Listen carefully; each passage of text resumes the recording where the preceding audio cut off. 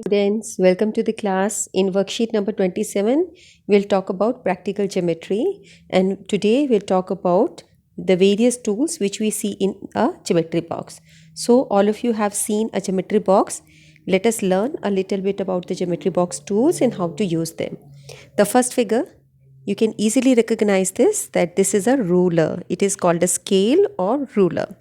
There are signs in centimeters on one side of the ruler and inches on the other side. As you can see, these are all centimeters. Smaller divisions, these are all centimeters. और यहाँ पर ये inches हैं. We use ruler to draw a line segment and measure its length. तो हमें जब भी line segment draw करनी हो, उसका length measurement करना हो, इसके लिए हम scale या ruler को use करते हैं. So line को measurement करने के लिए आपको ये देखना होता है कि आप उसको बिल्कुल exactly यहाँ 0 पे रखते हो. जैसे suppose आपको 3 सेंटीमीटर लाइन बनानी है, तो आप कैसे बनाओगे? यहाँ से लेके 3 तक ऐसे करके, और ये 0 से लेना है. ठीक है. कुछ बच्चे क्या गड़बड़ करते हैं, कुछ बच्चे उसको 1 से ड्रॉ करते हैं, यानी कि वो यहाँ से 1 से इधर तक ड्रॉ करते हैं और उसको 3 सेंटीमीटर समझते हैं, जबकि हमें इसे कहाँ से ड्रॉ करना है? 0 से ड्रॉ करना है. यहाँ से लेकर यहाँ तक जो बनेगी वो आपकी 3 सेंटीमीटर लाइन होगी. ये मैंने इंचेस के साइड में दिखाया है. ये दिस इज इंचेस साइड, ये आपके सेंटीमीटर्स है. सो आप ये देखो 0 से लेके ये 3 तक, ये आपका 3 सेंटीमीटर्स है. इसी तरह यहाँ पर अगर हम करेंगे तो ये 10 सेंटीमीटर्स हुआ. तो बोलने की बात यह है कि it should start from the 0. Okay. Mostly बच्चे ये मिस्टेक करते कि 1 से स्टार्ट करते हैं, 1 से लेके 3 तक बनाएंगे और सोचेंगे 3 सेंटीमीटर लाइन बन गई. ओके. ये सारा सेंटीमीटर्स है, ये सारा इंचेस है, and this is called scale और ruler. Now the second part is compass. ये भी आपको नज़र आता है ज्योमेट्री बॉक्स में. यहाँ पर ये पॉइंटेड साइड रहती है and the other side where which you can put a pencil over there. Compass has 2 ends, one end pointed and on the other end a pencil is placed in it. The compass is used to draw arc and circles. ये arc और circles बनाने के काम आता है. आप इसके अंदर ऐसे करके इसको यूज़ करते हो और आप इसमें arcs ड्रॉ करते हो, arcs, और आप सर्कल्स ड्रॉ करते हो with the help of compass, which will learn in the next worksheet. Okay. इसमें आपको यहाँ पर पेंसिल फिट करनी होती है. ठीक है, इस जगह पर, और इसका लेवल 1 इक्वल रखकर और फिर आप इसे सर्कल या आर्क ड्रॉ करते हो. Next is the divider. इसको भी आप ज्योमेट्री बॉक्स में देखते हो, दोनों साइड इसकी पॉइंटेड रहती हैं, 2 pointed ends. It is use to compare lens. 2 lens को मेजर करने के लिए, कंपेयर करने के लिए. सपोज आपने 2 लाइन सेगमेंट्स ड्रॉ करी, एक ये ड्रॉ करी, एक ये ड्रॉ करी. आपसे पूछा जाए कौन सी बड़ी है कौन सी छोटी है, तो आप इसको यूज़ कर सकते हो. इसके दोनों एंड्स पर ये रखोगे और फिर इसको नोट करोगे इसको कि इसकी लेंथ कितनी है. ठीक है. और ये हमने क्या बनाया, क्या ये हमने जो बनाया है, दो एक साइड में एरो, इसको हम बोलते हैं रे. ठीक है. लाइन सेगमेंट हमारा क्या होता है, इस तरह का होता है line segment which has 2 and points. इसको मेजर करने के लिए कि which one is bigger which one is smaller, ऐसे 2 बनी हो तो हम यहाँ डिवाइडर की हेल्प से इसको मेजर करते, इसको एक्सपैंड करते, फिर इसको नोट करते कि कितना बड़ा आ रहा है. ओके. द नेक्स्ट इज़, सो इसका बहुत कम यूज़ होता है. मोस्टली हम डिवाइडर का काम इससे प्रोटेक्टर से ही कर लेते, कंपास से ही कर लेते हैं. ये भी इस तरीके से यूज़ हो जाता है, एज अ डिवाइडर यूज़ होता है. But this is you can see in your geometry box. एक ये चीज़ और आपको ज्योमेट्री बॉक्स में नज़र आती है, this is called set squares. These are 2 triangular devices use to draw perpendicular lines and parallel lines. Parallel lines और perpendicular lines draw करने के काम आता है. परपेंडिकुलर लाइन ऐसे होती है, एक लाइन बना के इस पे एक 90 डिग्री बना, so this is perpendicular line. और ये लाइन ये दोनों पैरेलल लाइन्स है. ये दोनों लाइन्स कभी आपस में मीट नहीं करेंगी.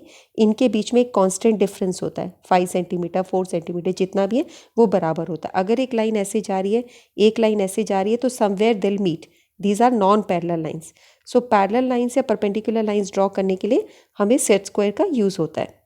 सो आप देखिए कि कैसे होगा. जैसे ये लाइन है, आप एक ऐसे बना दिए और एक ऐसे बना दे, तो हम बोलेंगे परपेंडिकुलर लाइन ड्रॉ किए.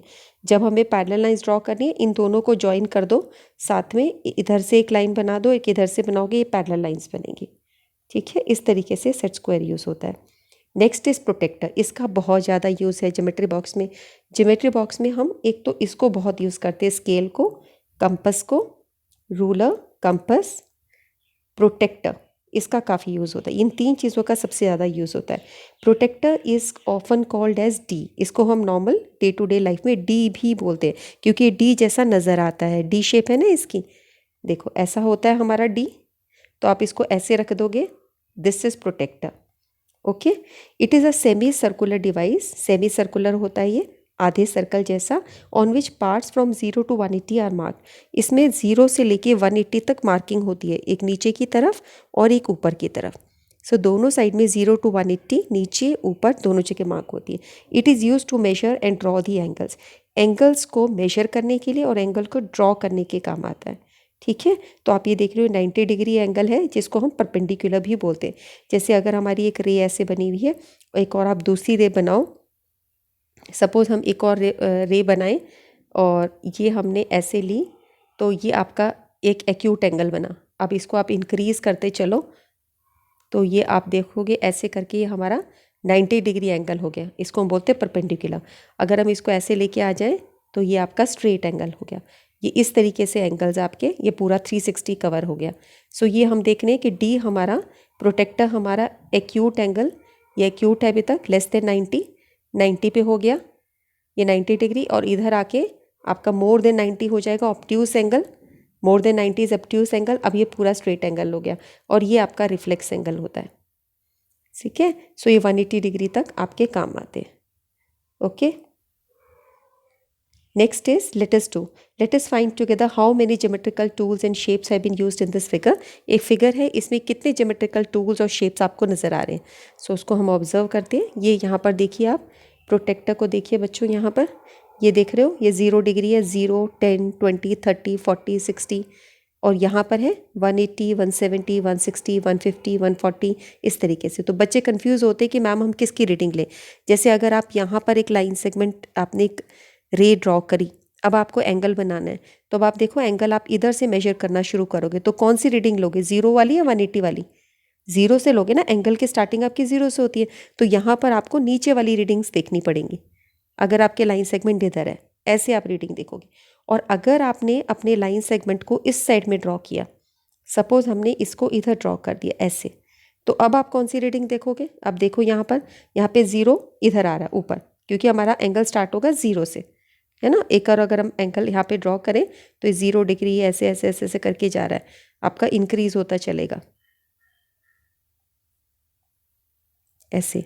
तो ये 0 था, इंक्रीज हुआ, 90 हुआ, मोर देन 90 हो गया. तो अब हम इसमें कौन सी रीडिंग लेंगे? नीचे वाली रीडिंग तो नहीं ले सकते ना. नीचे में क्या है, 180, 120, तो आप ऊपर वाली रीडिंग लोगे 0, 10. तो आपको ये देखना है जिस साइड डायरेक्शन में हो 0 से शुरू होता है. यहाँ से शुरू करोगे तो नीचे वाली रीडिंग्स लोगे, इस तरफ से करोगे यहाँ ऊपर वाली रीडिंग्स लोगे. ठीक है, बच्चों को इसमें बहुत कन्फ्यूजन रहता है कि कैसे हम एंगल्स लें. आई होप ये आपको क्लियर हुआ होगा. कमेंट सेक्शन में मुझे ज़रूर बताना. मैं कॉपीज़ में अक्सर देखती हूँ बच्चे ये मिस्टेक करते हैं. ओके, अब यहाँ पर हमें क्या करना है, इसमें ज्योमेट्रिकल टूल्स और शेप्स देखने. पहले हम टूल्स देखें. ये पेंसिल नज़र आ रही है हमें, पेंसिल. ये प्रोटेक्टर है, ये डी नज़र आ रहा है, protractor. Okay, protractor. And this is ruler. और कुछ नज़र आ रहा है? यही नज़र आ रहे हैं ना, ये सेट स्क्वायर. सो हमारे पास में है compass, protractor, pencil, set square and ruler. Okay, ये हमारे पास शेप्स हैं. ठीक है, नेक्स्ट हम देखते हैं हमें कौन कौन से शेप्स नज़र आ रही हैं. शेप्स नज़र आ रही है, ये सर्कल है, this is circle. This one is triangle, ये पूरा आपका ट्राइंगल है. ये जो ऐसे बना ये ट्राइंगल है. ठीक है, और हम इसमें रेक्टेंगल भी देख सकते हैं. हमें जो ये शेप नज़र आ रही है ये रेक्टेंगल है ना. ये आप देख रहे हो, ये भी एक रेक्टेंगल है, ये भी एक रेक्टेंगल है. ये एक शेप, ये तो आपकी ट्रेपीजियम जैसे नज़र आ रही है. This is trapezium shape. Okay, so जो शेप्स नज़र आ रही हैं आप इसको लिख सकते हो. हमें इसमें नज़र आ रहा है ट्राइंगल, ट्राइंगल. ये स्क्वायर शेप भी है, ये वाला अगर आप देखते हो तो सारी लेंथ ब्रेड्थ एक जैसी सी लग रही है हमें. तो ये हमारा स्क्वायर है, ये सर्कल है, ये रेक्टेंगल है, ये रेक्टेंगल है. उसके अलावा हमें यहाँ पे लाइन सेगमेंट्स भी नज़र आ रहे हैं, स्मॉल स्मॉल डॉट. ये आपके लाइन सेगमेंट्स है ये. ठीक है, अब हम देख रहे हैं ये वाली लाइन और ये वाली लाइन सेगमेंट एक दूसरे के पैरेलल है. ये वाली और ये वाली एक दूसरे के पैरेलल है, और ये परपेंडिकुलर है उस पर. जब एक लाइन पर ऐसे होता है परपेंडिकुलर होता है. So these are perpendicular lines, these are parallel lines which do not meet. ये पैरेलल लाइंस है, लाइन सेगमेंट. ठीक है, सो हम ये शेप्स इसमें देख सकते हैं. So rectangle, square, circle, triangular, perpendicular lines and which type of lines, we have perpendicular lines, we have line segments हैं, parallel lines we have, parallel lines भी हमें नज़र आ रही हैं, ठीक है। सो ये सारी हमें शेप्स नज़र आ रही हैं, ये ज्योमेट्रिकल टूल्स हैं, ओके। इसके साथ ये वीडियो फिनिश करते हैं बच्चों यहीं पर। आई होप आपको ये समझ में आया होगा। अपने फ्रेंड्स के साथ इसको शेयर करो और कमेंट सेक्शन में मुझे बताओ कि आपको एंगल से रिगार्डिंग चीज़ समझ आई कि नहीं आई। कमेंट्स कीजिए, लाइक कीजिए और आप सभी अपना ध्यान रखिए। हम नेक्स्ट वर्कशीट में मिलेंगे। Till then take care, bye bye.